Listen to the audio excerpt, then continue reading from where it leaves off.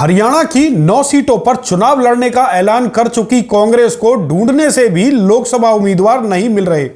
यही वजह है कि प्रत्याशियों की सूची लगातार लटकती जा रही है।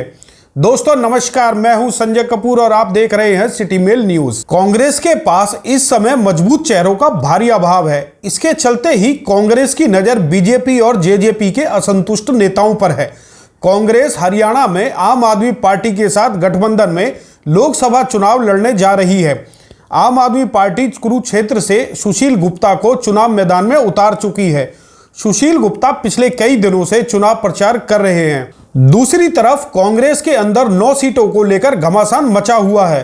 कांग्रेस चुनाव समिति की ओर से लगातार बैठकों का आयोजन करके पैनल में बदलाव तो किए जा रहे हैं, लेकिन अंतिम पैनल केंद्रीय चुनाव समिति को नहीं भेजा गया है। धरातल की हकीकत तो यह है कि कांग्रेस की तरफ से पूर्व सीएम भूपेंद्र सिंह हुड्डा, कुमारी शैलजा, रणदीप सुरजेवाला और किरण चौधरी जैसे दिग्गज नेता चुनाव लड़ने से इनकार कर चुके हैं।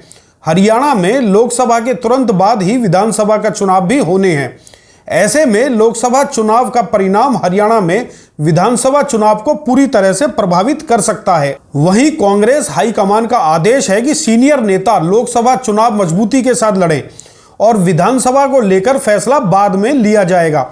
वहीं दूसरी ओर बीजेपी अब तक 2 केंद्रीय मंत्रियों और पूर्व मुख्यमंत्री मनोहर लाल को लोकसभा चुनाव मैदान में उतार चुकी है, जबकि इस उठापटक के बीच कांग्रेस की सूची लगातार लटकती जा रही है। बीजेपी 6 सीटों पर प्रत्याशियों का ऐलान कर चुकी है। इस सूची के बाद बीजेपी में किसी प्रकार का विरोधाभास नहीं है, परंतु दूसरी तरफ कांग्रेस में परिस्थितियां उलट हैं।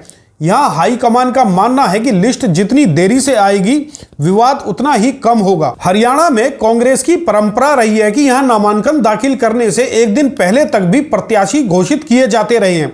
अब हाईकमान की पूरी नजर बीजेपी और जननायक जनता पार्टी के उन बड़े नेताओं पर है जिन्हें टिकट नहीं मिला या जिन्हें टिकट नहीं मिलेगा। कांग्रेस नेताओं की योजना यह है कि भाजपा और जजपा के बागी उम्मीदवारों को कांग्रेस का टिकट देकर चुनाव मैदान में उतारा जा सकता है। बात सीधी सी है कि हरियाणा में कांग्रेस के पास इतना दम नहीं बचा है कि वो अपने नेताओं के सारे भाजपा का मुकाबला कर सके। हरियाणा कांग्रेस के जिन नेताओं के दम पर लोकसभा चुनाव बेहतर तरीके से लड़ा जा सकता है, दरअसल उन नेताओं में मोदी का इतना खौफ है कि वह चुनाव मैदान में जाने से पहले ही अपने हाथ खड़े कर चुके हैं। एक तरह से वह अपनी पीठ दिखाकर मैदान छोड़कर भाग खड़े हुए हैं। अब इन कांग्रेसियों को भाजपा और जेजेपी के बागी नेताओं का सहारा है, जो लोकसभा चुनाव में इनकी इज्जत बचा सके। यह तो अब वक्त ही बताएगा कि कांग्रेस हरियाणा में किन उम्मीदवारों पर दांव खेल सकती है। फिलहाल तो लोगों की नजर कांग्रेस की संभावित सूची पर टिकी है।